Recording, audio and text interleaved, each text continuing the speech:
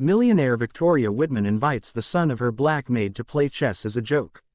She calls out to him in her Beverly Hills mansion with the same arrogance she has always carried, the arrogance of someone who never earned anything in life.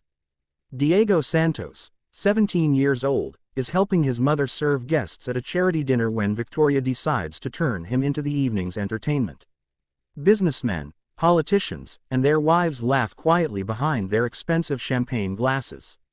Victoria planned this event to raise funds for underprivileged youth, but she never imagined she would have one of them serving food in her own home.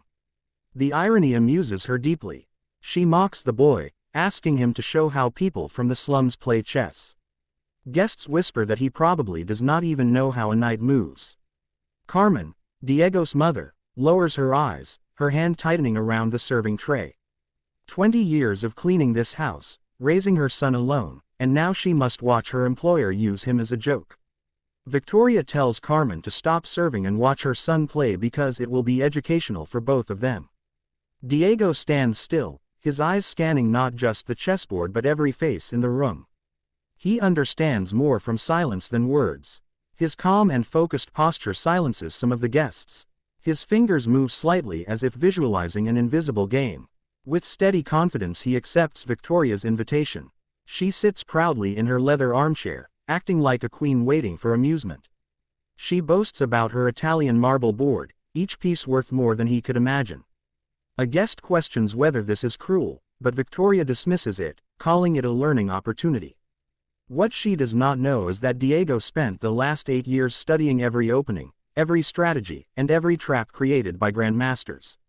While other kids played games, he read chess books from the public library and replayed legendary matches on a broken computer he repaired himself. Late at night, while his mother worked double shifts, he studied games of Kasparov, Fischer, and Carlsen. He memorized 200 openings and 50 defenses. And now the same woman who underestimated him is about to face the consequences of her prejudice.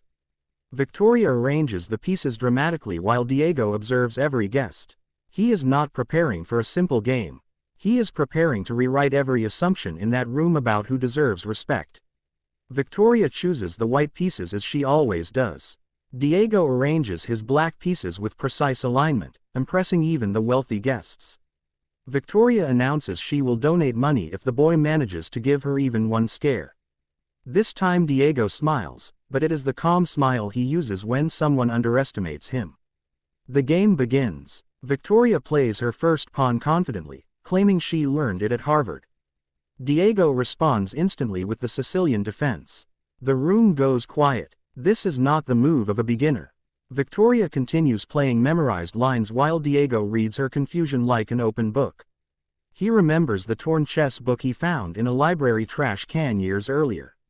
That book started everything, and now all those silent years of study are about to unfold in front of the richest people in the room. Rules Midge. Why do you want to learn that? His mother asked, exhausted after a double shift cleaning, to be like the rich kids. Mom, they always say they are smarter than us. At that time Carmen earned only $600 a month. There was no money for lessons, for a computer, for anything, but there was the public library, which became Diego's second home. Every day after school he walked 3 kilometers to study historical games in dusty books that no one else touched. Victoria finally played d3, a timid move that revealed her conservative nature in chess and in life. She preferred safe, controlled positions where social class could guarantee victory. Diego responded with nc6, developing with purpose. Each of his moves was executed in less than 5 seconds, as if he were following a mental script he had memorized years ago. Our little boy is moving too fast, Victoria commented to the guests. In real chess you think before you play. It was then that Diego made his first psychological trick. He paused, pretended to think deeply for 15 seconds, and played g6, preparing the bishop's fianchetto. It looked like a beginner's move, but it was actually part of a complex plan that would unfold after 10 more moves. Victoria turned triumphantly to the guests. He doesn't have the patience to think. Typical. But Mr. Hamilton, who had played chess at university 40 years ago, recognized the pattern. Victoria, this boy is setting up a fast dragon. A what? She replied, annoyed at being interrupted. It's a variation of the Sicilian, quite sophisticated. Victoria looked at the board with tension in her shoulders. Nonsense, he must have seen it in a movie. But as the moves progressed, something unsettling became clear. Diego wasn't just responding responding. He was controlling the entire rhythm of the game. Every piece he developed landed on the perfect square, creating a harmony that turned the board into a visual symphony. Carmen watched from the corner, her heart racing. She knew Diego was good, but she had never seen him play against someone who took themselves so seriously, and for the first time in 20 years of working in that house she saw fear in Victoria Whitman's eyes, the fear that maybe she wasn't as superior as she believed. Each humiliation Victoria tried to throw only fueled something inside Diego, a silent strength sharpened by the injustice she was trying to impose. Those privileged people didn't know that every act of contempt was writing her own downfall on the 64 squares of that board. Diego's 10th move revealed something that made Mr. Hamilton choke on his whiskey. The boy had sacrificed a pawn in a seemingly innocent move, but any experienced player would see the deadly trap being set. Victoria, Hamilton whispered urgently, "This boy is no amateur," but Victoria was too determined to prove her superiority. "Relax, he must have memorized a few moves from the internet. I will finish this in 5 minutes." That's when Diego did something unexpected. He calmly stood up and walked over to Carmen, who watched with her hands clasped. "Mom," he said in a low voice, "remember when you said that one day I would show these people who we really are?" Carmen nodded, her eyes shining with tears. She remembered perfectly. It was the day Diego turned 15 and she didn't even have enough money for a cake. He had found her crying in the kitchen and promised that one day he would change everything. "That boy has more class than all of us put together." Congresswoman Mills murmured. Victoria tapped her fingers impatiently. "Can we continue the game? I have other commitments." Diego returned to the board, but something had changed. He was no longer the shy kid brought for entertainment. He was a young man carrying years of sacrifice and determination. Diego's 11th move created a double threat. If she saved the king, she lost her queen. If she saved the queen, she would be checkmated in 3 moves. "That is not possible," Victoria whispered, studying the board for the first time. Hamilton realized the truth. "Victoria, you are being outplayed by a kid who has probably never entered a chess club." While Victoria searched desperately, Diego watched every face in the room. Congresswoman Mills leaned forward. The hotel owner put away his phone. Even Hamilton's wife looked up from her magazine. Carmen recognized the look on her son's face. It was the same look he had at 12.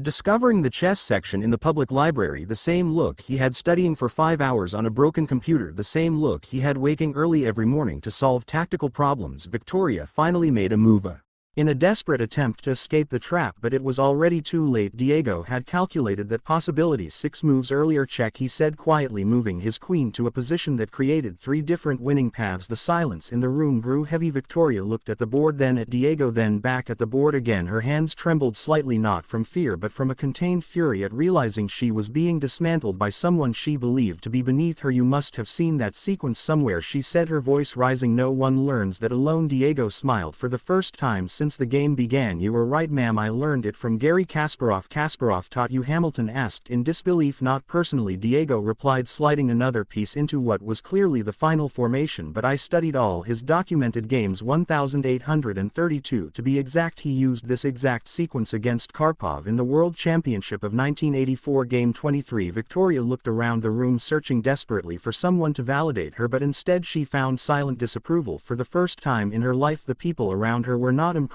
Carmen stepped forward, her voice steady. "My son woke up every morning at 5 to study before school. He walked 6 miles to the public library because we could not afford internet. When I worked double shifts, he stayed up solving chess problems by candlelight because our electricity was cut off." The room froze. Diego looked at his mother with love and determination that made several guests lower their eyes. "Checkmate," he said softly, placing his queen in the final position. Victoria stared at the board as if hoping the pieces might rearrange themselves. When she finally looked up, Diego was watching her with the same calm he had shown from the beginning, but now everything had changed. The guests no longer saw him as entertainment. They saw him as a prodigy who had shattered all their assumptions about class, talent and merit, and they saw Victoria with disappointment she had never experienced. What she did not yet know was that this defeat was only the first move in a much larger game, a game in which every rule she took for granted would be challenged. Victoria stared at the fallen king, her fingers trembling as if touching it could undo the result. The silence was so dense that even the ticking of the $15,000 wall clock sounded like thunder. "That was luck," she muttered, her voice shaking. "He must have memorized that sequence." Hamilton approached the board. "Victoria, that boy just executed a variation of the Sicilian defense that even I didn't know, and I have played for 40 years." Congresswoman Mills lifted her phone, recording discreetly. A wealthy woman humiliating a poor prodigy would go viral within minutes. "I do not accept this," Victoria snapped, standing so abruptly that pieces fell to the floor. "Something is wrong. No one learns to play like that alone. Someone trained him to embarrass me." Diego remained seated, calm. "Would you like a rematch?" he he asked. I can play anyone here or all of them at once if you prefer. A nervous murmur swept the room after what they had witnessed. No one doubted him. You were being arrogant now, Victoria shouted, her face burning. A boy from the slums does not talk to his superiors that way. Carmen stepped forward for the first time in 20 years, looking Victoria directly in the eye without lowering her head. Mrs. Whitman, my son is not from the slums. We are a working class family, and he is not being arrogant. He is being honest about his abilities, something you cannot be about yours. The tension surged. Some guests looked away, realizing this was no longer about chess. How dare you speak to me like that, Victoria hissed. Have you forgotten your place number? Carmen replied calmly, I remembered my worth. Hamilton tried to intervene. Victoria, perhaps we should acknowledge the boy is truly talented. Victoria laughed bitterly. Don't you see, someone trained him to make me look like a fool. Diego finally stood up, and when he spoke every adult fell silent. Mrs. Whitman, do you want the truth? I was not trained to humiliate you. I spent 8 years studying chess because I dreamed of playing against people who respected the game, people who understood that talent has no color, no class, and no last name. He looked around the room. When you invited me to play how you play in the slums, I thought this was my chance to earn respect, but now I see you never wanted a fair game. You wanted humiliation. Congresswoman Mills stopped recording, fascinated. How old are you? She asked. 17, Diego answered. And how long have you studied? Seriously, 8 years. Mills looked at Victoria with disbelief. Victoria, you were beaten by a self-taught teenager, a teenager whose family you employ, a teenager you invited as a joke. Victoria felt every gaze in the room, and none of them admired her. I didn't know he played seriously, she whispered in weak defense. Seriously, she tried to defend herself, but her voice sounded weak even to her own ears. The question isn't whether he played seriously, Hamilton said, clearly irritated. The question is that you invited him assuming he would be easily defeated. Why? Because he is your maid's son, because he is black, because he has no money. The silence that followed was devastating. Diego calmly arranged the pieces on the board, each move executed with quiet precision. Thanks for the game, Ms. Whitman. It was educational. When he finished, he turned to his mother. Mom, can we go? I have school tomorrow. Carmen nodded, removing the apron she had worn to serve the guests, but before leaving she faced Victoria one last time. Mrs. Whitman, thank you for showing me that my son deserves to be in far better places than this. As mother and son walked toward the door, Congresswoman Mills called out, Diego, are you interested in scholarships? I know universities that would love someone with your talent. Diego stopped and smiled for the first time that night. Very interested, ma'am. Mills handed him her card. Call me on Monday. Victoria watched motionless, still processing how she had lost control of everything. In less than an hour she had gone from respected hostess to the woman who underestimated a prodigy. Out of Prejudice, in front of powerful witnesses. When the door closed behind Diego and Carmen, the remaining guests looked at each other in awkward silence. Hamilton rose first. I think I should leave too. One by one the guests began to exit, offering cold farewells and disapproving glances. Victoria was left alone in the room, still staring at the board where her arrogance had been dismantled by a teenager she considered inferior. But she didn't know that tonight was only the first move in a far larger game, one where Diego Santos would rewrite not only his own destiny but challenge the entire system of privilege that people like Victoria Whitman took for granted. As Diego walked home with his mother under the Beverly Hills sky, he carried in his pocket the card that would change his life forever, and in his mind he was already planning not just chess moves but moves in a much greater game, the game of proving that true nobility cannot be bought with money but is earned with character. 6 months later, Diego Santos walked through the halls of Stanford University with a full scholarship to study engineering. Congresswoman Mills had kept her promise, opening doors to academic opportunities and connecting him with people who recognized talent beyond social class. The story of that night had gone viral, 3 million views in 2 weeks, not because anyone filmed the match but